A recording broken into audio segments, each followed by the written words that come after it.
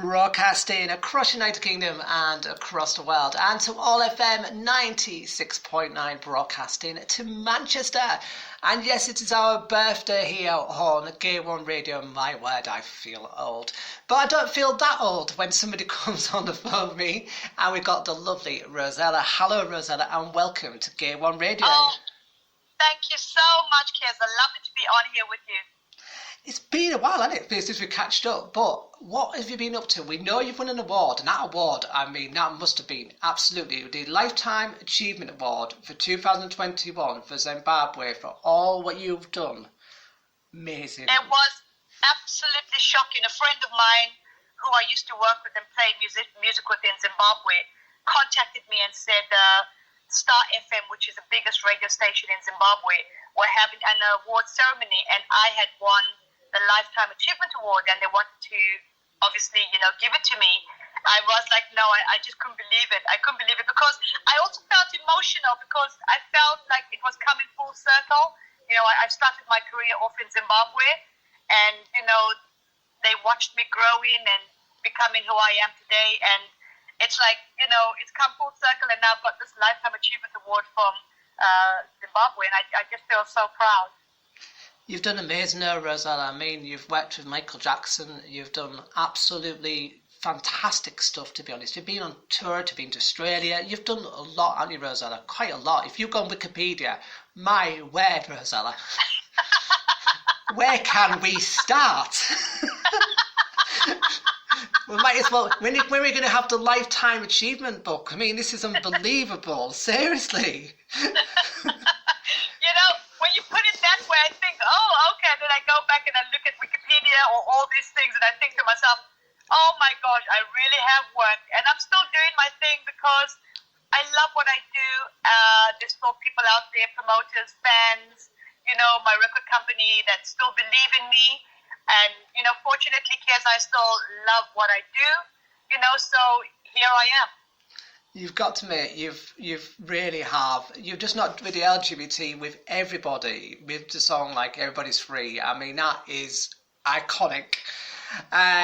Nobody can take that away from you because, I mean, I remember that one in Fuel in Hull when I was out in the gay scene, and the words, what I like about it, Everybody's Free, and I just love the words because it's very special even for today. I just think absolutely. Yeah, it is. I was thinking that today. I was thinking that it's more to do that song when I was playing it only yesterday before I was going to say I was going to go and do this interview. It's kind of very, very today now, isn't it? It's one of them songs that always hits you. And it's got an emotional song to it. Yeah. I mean, Everybody's Free, is going to be 30 years old this year, which is just so shocking to me. And I believe, apart from it being a good song, a good dance track, the message in the songs, in Everybody's Free, transcends to everyone all over the world, however you might want to take it. I've had friends come up to me who have said it gave them the strength to come out and tell their parents I'm gay, or it's given people the strength to tell someone I love them. I've even had messages from people who have said they've played it at a loved one's funeral because sadly that person that passed away loved Everybody's Free to Feel Good so much that they played it at their funeral, which, I mean, I've heard such shocking stories, but they've been so uplifting. And I mean, everybody's free to feel good everywhere in the world. And when you think about it, Keza, why shouldn't we? Why shouldn't every human being not feel free? And brothers and sisters together will make it through. That's everyone in this earth. We all need each other. And as what we've been through with this pandemic worldwide, everybody needs one another to help one another on planet Earth. It's true. That's exactly what I was thinking, Reza. It was exactly what I was thinking in words, because them words, this moment, mean a lot to people. And that's why I think I was playing it out the other day, and it nearly got, 300 odd people literally saying that straight away that we're coming on to the interview, and there's another load on Twitter, because them words mean so much to not just to the LGBTQ, it means so much to other people as well who are going through that stage, this moment around the world with coronavirus. It's so sad, this moment, but that song is giving people hope this moment, and I think it is one of them songs what people will always think of Everybody's Free. It's just it's an inspirational song. And the other ones as well. I mean, Where Can Michael Jackson? That must have been such an inspirational thing for you at that age. Oh my gosh. I mean, supporting Michael Jackson will remain one of the highlights of my career. You know, at the time, he did the tour, sadly his last tour, which is called the Dangerous Tour in 1992. And he was, in my opinion, at that time, the biggest star on planet Earth. I mean, he was like a human god, and I performed and did 43 dates with him across Europe.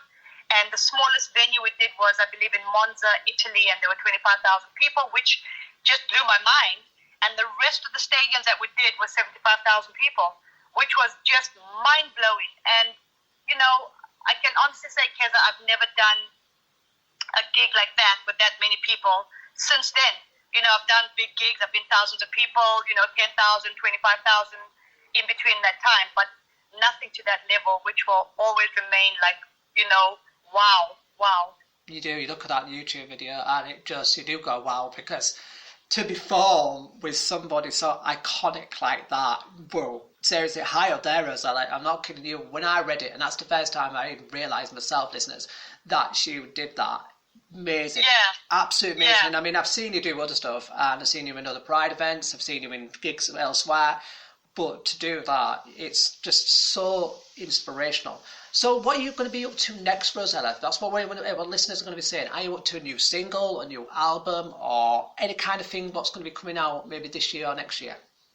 Oh, thank you. I'm working on a new album. In fact, I'm hopefully going into the studio starting the week of the 17th to finish off my new album. I've got another 2 or 3 more tracks left to record for the album, and obviously due to the pandemic we weren't able to do that. But so yeah, I'm excited. I'm going back to finish it off from the week of the 17th of this month. And in the meantime, during the lockdown, we had the opportunity to release 2 singles. Magnificent was one of them, which was released on May the 4th last year.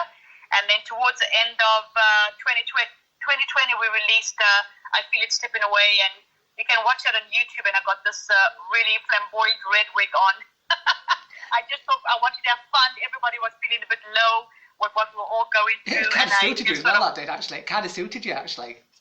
Yeah, thank you. I just wanted to, jazz it up. And my hubby's like, bought me this, a blonde wig, a blue wig, and he's like, just wear the red wig. And I'm like, because I'm not really a wig person, and I wore this red wig, and I'm thinking, wow, I like this. It's going to look kind of good. It looked totally different, didn't it? It looked totally different on you. It looked kind of like, wow, this is kind of different, Rosella. When I was looking at it, I thought, wow, this is kind of cool.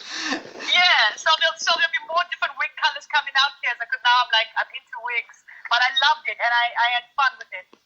We're going to ask you as well. What I'm going to ask you, somebody's asked me, what is your favourite track you've ever done? Oh, you know what? Every day, that question, I will give you a different answer. At the moment, I will say it's the album I did with when I was signed to Sony. And the title of that album was called Look No Further.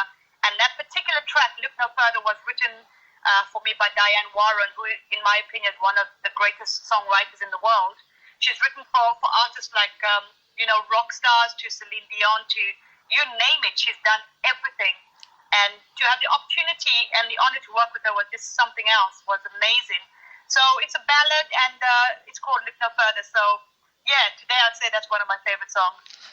Brilliant, that's fantastic. So that's coming up next here on Gay One Radio. And a big thank you to Rosella there for a fantastic interview. Oh, thank you so much for having me on, Keza. It's been brilliant. Right, Rosella, can I just ask you to go and do a happy birthday Gay One Radio for me, please? Yeah, what do you want me to do? Just, okay, are you ready? 1, 2, 3, 4, 5, 6, 7, 8, 9, 10, and go. Hi, this is Rosella, and I want to wish Gay One Radio a very happy birthday. Fantastic, Rosella. That was a